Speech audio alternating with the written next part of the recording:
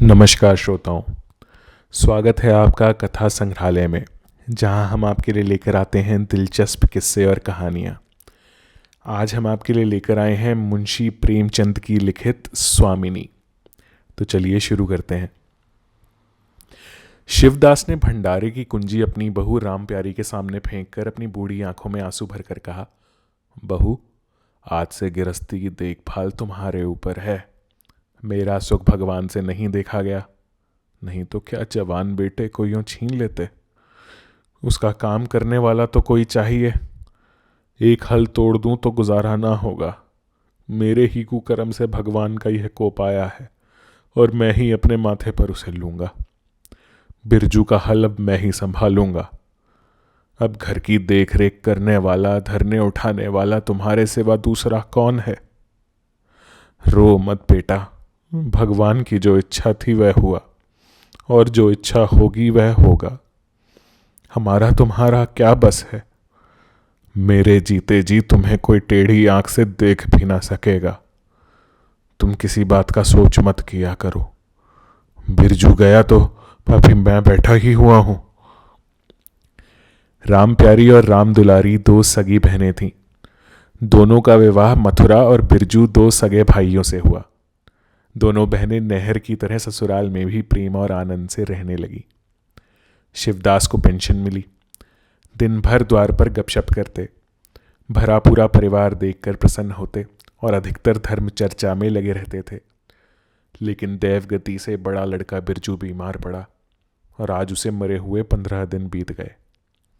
आज क्रियाकर्म से फुर्सत मिली और शिवदास ने सच्चे कर्मवीर की भांति फिर जीवन संग्राम के लिए कमर कस ली। मन में उसे चाहे कितना ही दुख हुआ हो, उसे किसी ने रोते नहीं देखा। आज अपनी बहू को देखकर एक क्षण के लिए उसकी आंखें सजल हो गईं, लेकिन उसने मन को संभाला और रुद्ध कंठ से उसे दिलासा देने लगा। कदाचित उसने सोचा था घर की स्वामिनी बनकर विधवा के आंसू पुछ जाएंगे, कम से कम उसे इतना कठिन परिश्रम ना करना पड़ेगा। इसलिए उसने भंडारे की कुंजी बहू के सामने फेंक दी थी। वैधव्य की व्यथा को स्वामित्व के गर्व से दबा देना चाहता था। राम प्यारी ने पुलकित कंठ से कहा, यह कैसे हो सकता है दादा कि तुम मेहनत मजदूरी करो और मैं मालकिन बनकर बैठूं। काम धंधे में लगी रहूंगी तो मन बदला रहेगा। बैठे बैठे तो रोने के सिवा और कुछ ना होगा। शिवदास ने समझाया, बेटा, दैवगति में तो किसी का बस नहीं। रोने धोने से हलकानी के सिवा और क्या हाथ आएगा। घर में भी तो 20 काम है। कोई साधु संत आ जाए, कोई पाहुना ही आ पहुंचे तो उनके सेवा सत्कार के लिए किसी को घर पर रहना ही पड़ेगा। बहू ने बहुत से हील किए, पर शिवदास ने एक ना सुनी। शिवदास के बाहर चले जाने पर राम प्यारी ने कुंजी उठाई तो उसे मन में अपूर्व गौरव और उत्तरदायित्व का अनुभव हुआ। जरा देर के लिए पति वियोग का दुख उसे भूल गया। उसकी छोटी बहन और देवर दोनों काम करने गए हुए थे। शिवदास बाहर था। घर बिल्कुल खाली था। इस वक्त वह निश्चित होकर भंडारे को खोल सकती है। उसमें क्या क्या सामान है, क्या क्या विभूति है, यह देखने के लिए उसका मन लालायत हो उठा। इस घर में वह कभी ना आई थी। जब कभी किसी को कुछ देना या किसी से कुछ लेना होता था, तभी शिवदास आकर इस कोठरी को खोला करता था। फिर उसे बंद कर वह ताली अपने कमर में रख लेता था। राम प्यारी कभी कभी द्वार की दरारों से भीतर झांकती थी, पर अंधेरे में कुछ ना दिखाई देता। सारे घर के लिए वह कोठरी तिलिस्म या रहस्य था, जिसके विषय में भांति भांति की कल्पनाएं होती रहती थीं। आज राम प्यारी को वह रहस्य खोलकर देखने का अवसर मिल गया। उसने बाहर का द्वार बंद कर दिया कि कोई उसे भंडार खोलते ना देख ले, नहीं सोचेगा बेजरूरत उसने क्यों खोला। तब आकर कांपते हुए हाथों से ताला खोला। उसकी छाती धड़क रही थी कि कोई द्वार ना खटखटाने लगे। अंदर पांव रखा तो उसे कुछ उसी प्रकार का, लेकिन उससे कहीं तीव्र आनंद हुआ जो उसने अपने गहने कपड़े की पिटारी खोलने में होता था। मटकों में गुड़, शक्कर, गेहूं, जौ आदि चीजें रखी हुई थीं। एक किनारे बड़े बड़े बर्तन धरे थे जो शादी ब्याह के अवसर पर निकाले जाते थे या मांगे दिए जाते थे। एक आले पर मालगुजारी की रसीदें और लेन देन के पुर्जे बंधे हुए रखे थे। कोठरी में एक विभूति सी छाया थी, मानो लक्ष्मी अज्ञात रूप से विराज रही हो। उस विभूति की छाया में राम प्यारी आधे घंटे तक बैठी अपनी आत्मा को तृप्त करती रही। प्रति क्षण उसके हृदय पर ममत्व का नशा सा छाया जा रहा था। जब वह उस कोठरी से निकली तो उसके मन के संस्कार बदल गए थे, मानो किसी ने उस पर मंत्र डाल दिया हो। उसी समय द्वार पर किसी ने आवाज दी। उसने तुरंत भंडारे का द्वार बंद किया और जाकर सदर दरवाज़ा खोल दिया। देखा तो पड़ोसिन झुनिया खड़ी है और 1 रुपया उधार मांग रही है। राम प्यारी ने रुखाई से कहा, अभी तो 1 पैसा घर में नहीं है जीजी, क्रियाकर्म में सब खर्च हो गया। झुनिया चकरा गई। चौधरी के घर में इस समय 1 रुपया भी नहीं है, यह विश्वास करने की बात ना थी। जिसके यहाँ सैकड़ों का लेन देन है वह सब कुछ क्रियाकर्म में नहीं खर्च कर सकता। अगर शिवदास ने बहाना किया होता तो उसे आश्चर्य न होता। प्यारी तो अपने सरल स्वभाव के लिए गांव में मशहूर थी। अक्सर शिवदास की आंखें बचाकर पड़ोसियों को इच्छित वस्तुएं दे दिया करती थी। अभी कल ही उसने जानकी को सेर भर दूध दिया, यहां तक कि अपने गहने तक मांगे दे देती थी। कृपण शिवदास के घर में ऐसी सखरज बहू का आना गांव वाले अपने सौभाग्य की बात समझते थे। झुनिया ने चकित होकर कहा, ऐसा ना कहो जीजी, बड़े गाढ़े में पड़कर आई हूं, नहीं तुम जानती हो मेरी आदत ऐसी नहीं है।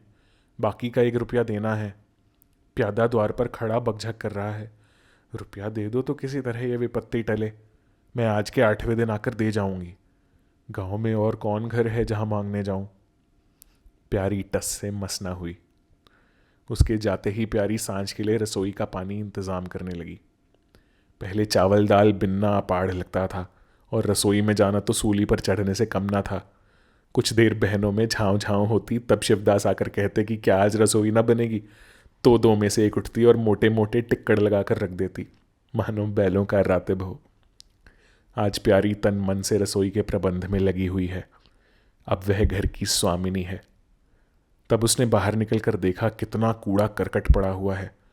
बुढ़ऊ दिन भर मक्खी मारा करते हैं, इतना भी नहीं होता कि जरा सी झाड़ू ही लगा दे। अब क्या इनसे इतना भी ना होगा।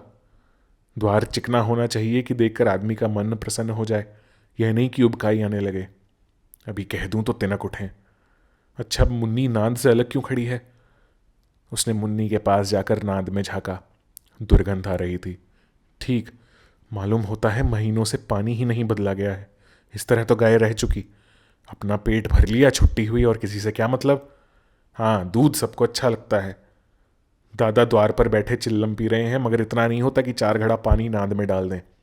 मजूर रखा है, वह भी 3 कौड़ी का। खाने को 1.5 सेर, काम करते नानी मरती है। हाँ, जाता है तो पूछती हूँ, नांद में पानी क्यों नहीं बदला। रहना हो रहे या जाए, आदमी बहुत मिलेंगे। चारों ओर तो लोग मारे मारे फिर रहे हैं। आखिर उससे रहा न गया। घड़ा उठाकर पानी लाने चली।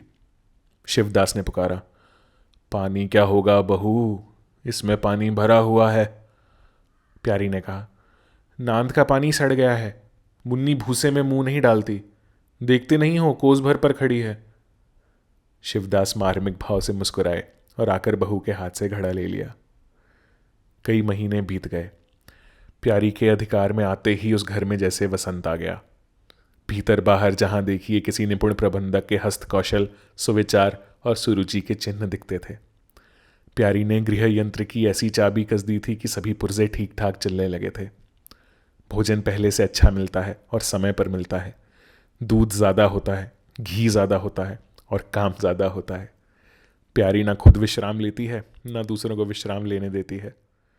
घर में ऐसी बरकत आ गई है कि जो चीज़ मांगो घर ही में निकल आती है। आदमी से लेकर जानवर तक सभी स्वस्थ दिखाई देते हैं। अब वह पहले किसी दशा नहीं है कि कोई चिथड़े लपेटे घूम रहा है, किसी को गहने की धुन सवार है। हाँ, अगर कोई रुग्ण और चिंतित तथा मलिन वेश में है तो वह प्यारी है। फिर भी सारा घर उससे जलता है। यहाँ तक कि बूढ़े शिवदास भी कभी कभी उसकी बदगोई करते हैं। किसी को पहर रात रहे उठना अच्छा नहीं लगता। मेहनत से सभी जी चुराते हैं, फिर भी यह सब मानते हैं कि प्यारी ना हो तो घर का काम ना चले। और तो और दोनों बहनों में भी अब उतना अपनापन नहीं। प्रातःकाल का समय था। दुलारी ने हाथों के कड़े लाकर प्यारी के सामने पटक दिए और घुन्नाई हुई बोली, लेकर इसे भी भंडारे में बंद कर दे। प्यारी ने कड़े उठा लिए और कोमल स्वर से कहा, कह तो दिया, हाथ में रुपए आने दे, बनवा दूंगी। अभी ऐसा घिस नहीं गया है कि आज ही उतार कर फेंक दिया जाए। दुलारी लड़ने को तैयार होकर आई थी। बोली, तेरे हाथ में काहे को कभी रुपए आएंगे और काहे को कड़े बनेंगे? जोड़ जोड़ रखने में मजा आता है ना? प्यारी ने हंसकर कहा, जोड़ जोड़ रखती हूं तो तेरे ही लिए कि मेरी कोई और बैठा हुआ है कि मैं सबसे ज्यादा खा पहन लेती हूं? मेरा अनंत कब का टूटा पड़ा है। दुलारी बोली, तुम ना खाओ ना पहनो, जस तो पाती हो। यहाँ खाने पहनने के सिवा और है क्या? मैं तुम्हारा हिसाब किताब नहीं जानती, मेरे कड़े आज बनने को भेज दो। प्यारी ने सरल विनोद के भाव से पूछा, अच्छा रुपए ना हो तो कहाँ से लाऊं? दुलारी ने उद्दंडता के साथ कहा, मुझे इससे कोई मतलब नहीं, मैं तो कड़े चाहती हूं। इसी तरह घर के सब आदमी अपने अपने अवसर पर प्यारी को दो चार खरी खोटी सुना जाते थे और वह गरीब सबकी धौंस हंसकर सहती थी। स्वामिनी का यह धर्म है कि सबकी धौंस सुन ले और करे वही जिसमें घर का कल्याण हो। स्वामित्व के कवच पर धौंस, ताने, धमकी किसी का असर न होता। उसकी स्वामिनी की कल्पना इन आघातों से और भी स्वस्थ होती थी। वह गृहस्थी की संचालिका है। सभी अपने अपने दुख उसी के सामने रोते हैं, पर जो कुछ वह करती है वही होता है। इतना उसे प्रसन्न करने के लिए काफ़ी था। गांव में प्यारी की सराहना होती थी। अभी उम्र ही क्या है, लेकिन सारे घर को संभाले हुए है। चाहती तो सगाई करके चैन से रहती, इस घर के पीछे अपने को मिटाए देती है। कभी किसी से हंसती बोलती भी नहीं, जैसे काया पलट हो गई। कई दिन बाद दुलारी के कड़े बनकर आ गए। प्यारी खुद सुनार के घर दौड़ दौड़ गई। संध्या हो गई थी। दुलारी और मथुरा हाट से लौटे। प्यारी ने नए कड़े दुलारी को दिए। दुलारी निहाल हो गई। चटपट कड़े पहने और दौड़ी हुई बरौठे में जाकर मथुरा को दिखाने लगी। प्यारी बरौठे के द्वार पर छिपी खड़ी यह दृश्य देखने लगी। उसकी आंखें सजल हो गईं। दुलारी उससे कुल 3 ही साल तो छोटी है, पर दोनों में कितना अंतर है। उसकी आंखें मानो उस दृश्य पर जम गईं। दंपति का वह सरल आनंद, उनका प्रेमालिंगन, उनकी मुग्ध मुद्रा प्यारी की टकटकी सी बंध गई। यहाँ तक कि दीपक के धुंधले प्रकाश में वे दोनों उसकी नज़रों से गायब हो गए और अपने ही अतीत जीवन की एक लीला आंखों के सामने बार बार नए नए रूप में आने लगी। सहसा शिवदास ने पुकारा, बड़ी बहू, एक पैसा दो, तमाकू मंगवाऊं। प्यारी की समाधि टूट गई। आंसू पोंछती हुई भंडारे में पैसा लेने चली गई। एक एक करके प्यारी के गहने उसके हाथ से निकलते जाते थे। वह चाहती थी मेरा घर गांव में सबसे संपन्न समझा जाए और इस महत्वाकांक्षा का मूल्य देना पड़ता था। कभी घर की मरम्मत के लिए और कभी बैलों की नई गोई खरीदने के लिए, कभी नातेदारों के व्यवहारों के लिए, कभी बीमारों की दवा दारू के लिए रुपए की ज़रूरत पड़ती रहती थी। और जब बहुत कतर ब्योंत करने पर भी काम न चलता तो वह अपनी कोई ना कोई चीज़ निकाल दे देती और चीज़ एक बार हाथ से निकल कर फिर ना लौटती थी। वह चाहती तो इनमें से कितने ही खर्चों को टाल जाती, पर जहाँ इज्जत की बात आ पड़ती थी वह दिल खोल कर खर्च करती। अगर गांव में हेठी हो गई तो क्या बात रही, लोग उसी का नाम तो धरेंगे। दुलारी के पास भी गहने थे, 2-1 चीज़ें मथुरा के पास भी थीं, लेकिन प्यारी उनकी चीज़ें ना छूती। उनके खाने पहनने के दिन हैं, वे इस जंजाल में क्यों फंसे। दुलारी को लड़का हुआ तो प्यारी ने धूम से जन्मोत्सव बनाने का प्रस्ताव किया। शिवदास ने विरोध किया, क्या फ़ायदा, जब भगवान की दया से सगाई ब्याह के दिन आएंगे तो धूमधाम कर लेना। प्यारी का हौसला से भरा दिल भला क्यों बोलता। बोलिए, कैसी बात करते हो दादा, पहलौठे लड़के के लिए भी धूमधाम ना हुई तो कब होगी। मन तो नहीं मानता, फिर दुनिया क्या कहेगी, नाम बड़े दर्शन छोटे। मैं तुमसे कुछ नहीं मांगती, अपना सारा सरंजाम कर लूंगी, गहनों के माथे जाएगी और क्या। शिवदास ने चिंतित होकर कहा, इस तरह एक दिन धागा भी ना बचेगा। कितना समझाया बेटा, भाई भौजाई किसी के नहीं होते। अपने पास 2 चीज़ें रहेंगी तो सब मुंह जोहेंगे, नहीं कोई सीधे बात भी ना करेगा। प्यारी ने ऐसा मुंह बनाया मानो वह ऐसी बूढ़ी बातें बहुत सुन चुकी है और बोली, जो अपने हैं वे भी ना पूछें तो भी अपने ही रहते हैं। मेरा धर्म मेरे साथ है, उनका धर्म उनके साथ है। मर जाऊंगी तो क्या छाती पर लाद ले जाऊंगी। धूमधाम से जन्मोत्सव मनाया गया। बरही के दिन सारी बिरादरी का भोज हुआ।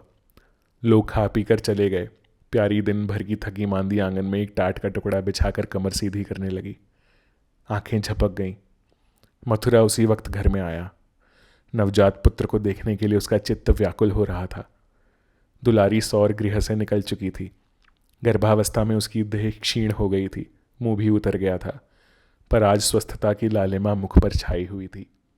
सौर के संयम और पौष्टिक भोजन ने देह को चिकना कर दिया था। मथुरा उसे आंगन में देखते ही समीप आ गया और एक बार प्यारी की ओर ताक कर उसे निद्रामग्न होने का निश्चय करके उसने शिशु को गोद में ले लिया और उसका मुंह चूमने लगा। आहट पाकर प्यारी की आंखें खुल गई, पर उसने नींद का बहाना किया और अधखुली आंखों से यह आनंद क्रीड़ा देखने लगी। माता और पिता दोनों बारी बारी से बालक को चूमते, गले लगाते और उसके मुख को निहारते थे। कितना स्वर्गीय आनंद था। प्यारी की त्रिषित लालसा एक क्षण के लिए स्वामिनी को भूल गई। जैसे लगाम से मुखबद्ध बोझ से लदा हुआ हाँकने वाले के चाबुक से पीड़ित दौड़ते दौड़ते बेदम तुरंग हिनहनाने की आवाज़ सुनकर कनौतियाँ खड़ी कर लेता है और परिस्थिति को भूलकर एक दबी हुई हिनहनाहट से उसका जवाब देता है, कुछ वही दशा प्यारी की हुई। उसका मातृत्व जो पिंजरे में बंद मूक निश्चेट पड़ा हुआ था, समीप से आने वाली मातृत्व की चहकार सुनकर जैसे जाग पड़ा और चिंताओं के उस पिंजरे से निकलने के लिए पंख फड़फड़ाने लगा। मथुरा ने कहा, यह मेरा लड़का है। दुलारी ने बालक को गोद में चिपटा कर कहा, हाँ क्यों नहीं, तुम्ही ने तो 9 महीने पेट में रखा है। सांसद तो मेरी हुई, बाप कहलाने के लिए तुम कूद पड़े। मथुरा बोला, मेरा लड़का ना होता तो मेरी सूरत का क्यों होता? चेहरा मोरा, रंग रूप सब मेरा हिस्सा है कि नहीं? दुलारी बोली, अच्छा इससे क्या होता है? बीज बनिए के घर से आता है, खेत किसान का होता है, उपज बनिए की नहीं होती, किसान की होती है। मथुरा बोला, अरे बातों में तुमसे कोई ना जीतेगा। मेरा लड़का बड़ा हो जाएगा तो मैं द्वार पर बैठकर मज़े से हुक्का पिया करूँगा। दुलारी ने कहा, मेरा लड़का पढ़ेगा लिखेगा, कोई बड़ा हुद्दा पाएगा, तुम्हारी तरह दिलबर बैल के पीछे ना चलेगा। मालकिन से कहना है कल एक पालना बनवा दें। मथुरा बोला, अब बहुत सवेरे ना उठा करना और छाती फाड़ कर काम भी ना करना। दुलारी बोली, ये महारानी जीने देंगी? मथुरा ने कहा, मुझे तो बेचारी पर दया आती है, उसके कौन बैठा हुआ है, हम ही लोगों के लिए मरती है। भैया होते तो अब तक 2-3 बच्चों की माँ हो गई होती। प्यारी के कंठ में आंसुओं का ऐसा वेग उठा कि उसे रोकने में सारी देह कांप उठी। अपना वंचित जीवन उसे मरुस्थल सा लगा, जिसकी सूखी रेत पर वह हरा भरा बाग लगाने की निष्फल चेष्टा कर रही थी। कुछ दिनों के बाद शिवदास भी मर गया। उधर दुलारी के 2 बच्चे और हुए। वह भी अधिकतर बच्चों के लालन पालन में व्यस्त रहने लगी। खेती का काम मजदूरों पर आ पड़ा। मथुरा मजदूर तो अच्छा था, संचालक अच्छा ना था। उसे स्वतंत्र रूप से काम लेने का कभी अवसर ना मिला। खुद पहले भाई की निगरानी में काम करता रहा, बाद को बाप की निगरानी में काम करने लगा। खेती का तार भी ना जानता था। वही मजूर उसके यहाँ टिकते थे जो मेहनत नहीं, खुशामद करने में कुशल होते थे। इसलिए प्यारी को अब दिन में 2-4 चक्कर हार के भी लगाना पड़ता। कहने को वह अब भी मालकिन थी, पर वास्तव में घर भर की सेविका थी। मजूर भी उससे त्योरियां बदलते, जमींदार का प्यादा भी उसी पर धौंस जमाता। भोजन में भी किफ़ायत करनी पड़ती। लड़कों को तो जितनी बार मांगे उतनी बार कुछ ना कुछ चाहिए। दुलारी तो लड़कौरी थी, उसे भरपूर भोजन चाहिए। मथुरा घर का सरदार था, उसके इस अधिकार को कौन छीन सकता था? मजूर भला क्यों रियायत करने लगे थे? सारी कसर प्यारी पर निकलती थी। वही एक फालतू चीज़ थी, अगर आधा पेट खाए तो किसी को हानि ना हो सकती थी। 30 वर्ष की अवस्था में उसके बाल पक गए, कमर झुक गई, आंखों की जोत कम हो गई, मगर वह प्रसन्न थी। स्वामित्व का गौरव इन सारे जख्मों पर मरहम का काम करता था। एक दिन मथुरा ने कहा, भाभी अब तो कहीं परदेश जाने का जी होता है। यहाँ तो कमाई में बरकत नहीं, किसी तरह पेट की रोटी चल जाती है, वह भी रो धोकर। कई आदमी पूरब से आए हैं, वे कहते हैं वहाँ 2-3 रुपए रोज की मजदूरी हो जाती है। 4-5 साल भी रह गया तो माला माल हो जाऊंगा। अब आगे लड़के बाले हुए, इनके लिए कुछ तो करना ही चाहिए। दुलारी ने समर्थन किया, हाथ में 4 पैसे होंगे, लड़कों को पढ़ाएंगे लिखाएंगे। हमारी तो किसी तरह कट गई, लड़कों को तो आदमी बनाना है। प्यारी यह प्रस्ताव सुनकर अवाक रह गई। उनका मुंह ताकने लगी। इसके पहले इस तरह की बातचीत कभी ना हुई थी। यह धुन कैसे सवार हो गई? उसे संदेह हुआ शायद मेरे कारण यह भावना उत्पन्न हुई। बोली, मैं तो जाने को ना कहूँगी, आगे जैसी इच्छा हो। लड़कों को पढ़ाने लिखाने के लिए यहाँ भी तो मदरसा है, फिर क्या नित्य यही दिन बने रहेंगे? 2-3 साल भी खेती बन गई तो सब कुछ हो जाएगा। मथुरा बोला, इतने दिन खेती करते हो गए, जब अब तक ना बनी तो अब क्या बन जाएगी? इस तरह एक दिन भी चल देंगे, मन की मन में ही रह जाएगी। फिर अब पौरुख भी तो थक रहा है, यह खेती कौन संभालेगा? लड़कों को मैं चक्की में जोत कर उनकी जिंदगी नहीं खराब करना चाहता। प्यारी ने आंखों में आंसू लाकर कहा, भैया, घर पर जब तक आधी मिले सारी के लिए न धावना चाहिए।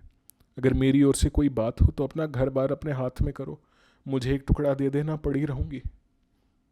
मथुरा आर्द्र कंठ होकर बोला, भाभी, ये तुम क्या कहती हो? तुम्हारे ही संभाले ये घर अब तक चला है, नहीं रसातल में चला गया होता। इस गिरस्ती के पीछे तुमने अपने को मिट्टी में मिला दिया, अपनी देह घुला डाली। मैं अंधा नहीं हूं, सब कुछ समझता हूं। हम लोगों को जाने दो, भगवान ने चाहा तो घर फिर संभल जाएगा। तुम्हारे लिए हम बराबर खर्च बरच भेजते रहेंगे। प्यारी ने कहा, जो ऐसा ही है तो तुम चले जाओ, बाल बच्चों को कहाँ कहाँ बांधे फिरोगे? दुलारी बोली, ये कैसे हो सकता है बहन? यहाँ देहात में लड़के क्या पढ़ेंगे लिखेंगे? बच्चों के बिना इनका जी भी वहाँ ना लगेगा। दौड़ दौड़ कर घर आएंगे और सारी कमाई रेल खा जाएगी। परदेश में अकेले जितना खर्चा होगा उतने में सारा घर आराम से रहेगा। प्यारी बोली, तो मैं ही यहाँ रहकर क्या करूँगी, मुझे भी लेते चलो। दुलारी उसे साथ ले चलने को तैयार ना थी। कुछ दिन जीवन का आनंद उठाना चाहती थी। अगर परदेश में भी ये बंधन रहा तो जाने से फ़ायदा ही क्या। बोली, बहन, तुम चलती तो क्या बात थी, लेकिन फिर यहाँ का कारोबार तो चौपट हो जाएगा। तुम तो कुछ ना कुछ देखभाल करती ही रहोगी। प्रस्थान की तिथि के एक दिन पहले ही राम प्यारी ने रात भर जागकर हलवा और पूरियां पकाईं। जब से इस घर में आई कभी एक दिन के लिए अकेले रहने का अवसर नहीं आया। दोनों बहनें सदा साथ रहीं। आज उस भयंकर अवसर को सामने आते देखकर प्यारी का दिल बैठा जाता था। वह देखती थी मथुरा प्रसन्न है, बाल वृंद यात्रा के आनंद में खाना पीना तक भूले हुए हैं, तो उसके जी में आता वह भी इसी भांति निर्द्वंद्व रहे, मोह और ममता को पैरों से कुचल डाले। किंतु वह ममता जिस खाद्यल को खा खा कर पली थी, उसे अपने सामने से हटाए जाते देखकर क्षुब्ध होने से ना रुकती थी। दुलारी तो इस तरह निश्चिंत होकर बैठी थी मानो कोई मेला देखने जा रही है। नई नई चीज़ों को देखने, नई दुनिया में विचरने की उत्सुकता ने उसे क्रिया शून्य सा कर दिया था। प्यारी के सिरे सारे प्रबंध का भार था। धोबी के घर से सब कपड़े आए हैं या नहीं, कौन कौन से बर्तन साथ जाएंगे, सफ़र के खर्च के लिए कितने रुपए की ज़रूरत होगी। एक बच्चे को खांसी आ रही थी, दूसरे को कई दिन से दस्त आ रहे थे। उन दोनों की औषधियों को पीसना कूटना आदि सैकड़ों ही काम व्यस्त किए हुए थे। लड़कोरी ना होकर भी वह बच्चों के लालन पोषण में दुलारी से कुशल थी। देखो, बच्चों को बहुत मारना पीटना मत, मारने से बच्चे ज़िद्दिया बेहया हो जाते हैं। बच्चों के साथ आदमी को बच्चा बन जाना पड़ता है। जो तुम चाहो कि हम आराम से पड़े रहें और बच्चे चुपचाप बैठे रहें, हाथ पैर ना हिलाएं, तो ये नहीं हो सकता। बच्चे तो स्वभाव के चंचल होते हैं, उन्हें किसी न किसी काम में फंसाए रखो। धेले का खिलौना 1000 घुड़कियों से बढ़कर होता है। दुलारी इन उपदेशों को इस तरह बेमन होकर सुनती थी मानो कोई सनक कर बक रहा हो। विदाई का दिन प्यारी के लिए परीक्षा का दिन था। उसके जी में आता था कहीं चली जाए जिसमें वह दृश्य देखना ना पड़े। हाँ, घड़ी भर में यह घर सूना हो जाएगा। वह दिन भर घर में अकेली पड़ी रहेगी, किससे हंसेगी बोलेगी, यह सोचकर उसका हृदय कांप जाता था।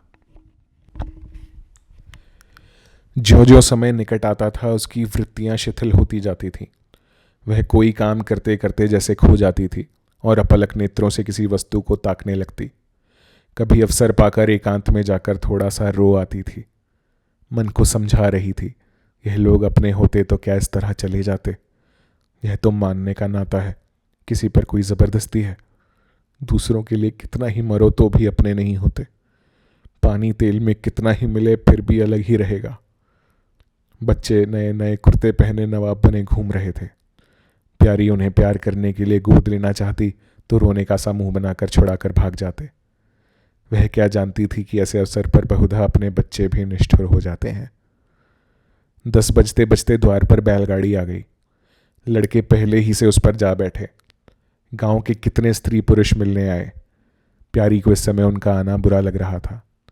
वह दुलारी से थोड़ी देर एकांत में गले मिलकर रोना चाहती थी।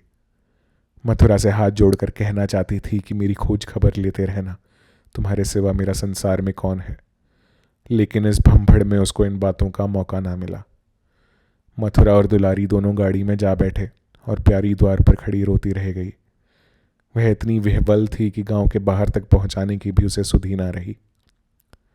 कई दिन तक प्यारी मूर्छित सी पड़ी रही। ना घर से निकली, ना चूल्हा जलाया, ना हाथ मुंह धोया।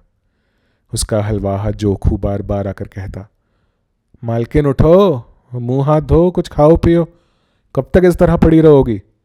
इस तरह की तसल्ली गांव की और स्त्रियां भी देती थीं, पर उनकी तसल्ली में एक प्रकार की ईर्ष्या का भाव छिपा हुआ जान पड़ता था। जोखू के स्वर में सच्ची सहानुभूति झलकती थी। जोखू कामचोर, बातूनी और नशेबाज था। प्यारी उसे बराबर डांटती रहती थी। दो एक बार उसे निकाल भी चुकी थी, पर मथुरा के आग्रह से फिर रख लिया था। आज भी जोखू की सहानुभूति भरी बातें सुनकर प्यारी झुंझलाती, ये काम करने क्यों नहीं जाता, या मेरे पीछे क्यों पड़ा हुआ है। मगर उसे झिड़क देने को जीना चाहता था।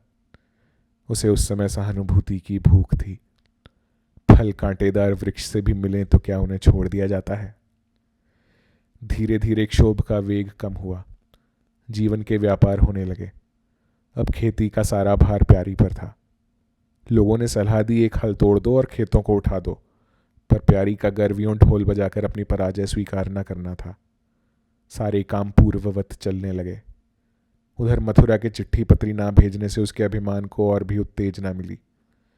वह समझता है मैं उसके आसरे बैठी हूं, उसकी चिट्ठी भेजने से मुझे कोई निधि ना मिल जाती। उसे अगर मेरी चिंता नहीं है तो मैं कब उसकी परवाह करती हूं। घर में तो अब विशेष काम रहा नहीं। प्यारी सारे दिन खेती बाड़ी के कामों में लगी रहती। खरबूजे बोए थे, वह खूब फले और खूब बिके। पहले सारा दूध घर में खर्च हो जाता था, अब बिकने लगा। प्यारी की मनोवृत्तियों में भी एक विचित्र परिवर्तन आ गया।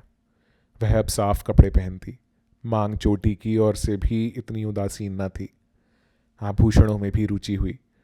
रुपए हाथ में आते ही उसने अपने गिरवी गहने छुड़ाए और भोजन भी संयम से करने लगी। सागर पहले खेतों को सींच कर खुद खाली हो जाता था, अब निकास की नालियां बंद हो गई थीं। सागर में पानी जमा होने लगा और उसमें हल्की हल्की लहरें भी थीं, खिले हुए कमल भी थे। एक दिन जोखू हार से लौटा तो अंधेरा हो गया था। प्यारी ने पूछा, अब तक वहां क्या करता रहा। जोखू ने कहा, 4 क्यारियां बच रही थीं, मैंने सोचा 10 मोट और खींच दूं, कल का झंझट कौन रखे। जोखू अब कुछ दिनों से काम में मन लगाने लगा था। जब तक मालिक उसके सर पर सवार रहते थे वह हील बहाने करता था, अब सब कुछ उसके हाथ में था। प्यारी सारे दिन हार में थोड़ी रह सकती थी, इसलिए अब उसमें जिम्मेदारी आ गई थी। प्यारी ने लोटे का पानी रखते हुए कहा, अच्छा हाथ मुंह धो डालो, आदमी जान रखकर काम करता है, हाय हाय करने से कुछ नहीं होता। खेत आज ना होते कल होते, क्या जल्दी थी। जोखू ने समझा प्यारी बिगड़ रही है। उसने तो अपनी समझ में कारगुजारी की थी और समझा था तारीफ होगी, यहाँ आलोचना हुई। चिढ़कर बोला, मालकिन दाहिने बाएं दोनों ओर चलती हो, जो बात नहीं समझती हो उसमें क्यों कूदती हो। कल के लिए तो उचुआ के खेत पड़े सूख रहे हैं, आज बड़ी मुश्किल से कुआं खाली हुआ था। सवेरे में पहुंचता तो कोई और आकर ना छेंक लेता, फिर अठवारे तक राह देखनी पड़ती, तब तक तो सारी ऊख विदा हो जाती। प्यारी उसकी सरलता पर हंसकर बोली, अरे तो मैं तुझे कुछ कह थोड़ी ना रही हूं पागल, मैं तो कहती हूं कि जान रख कर काम कर, कहीं बीमार पड़ गया तो लेने के देने पड़ जाएंगे। जोखू बोला, कौन बीमार पड़ जाएगा, मैं 20 साल में कभी सिर तक तो दुखा नहीं, आगे की नहीं जानता, कहो रात भर काम करता रहूं।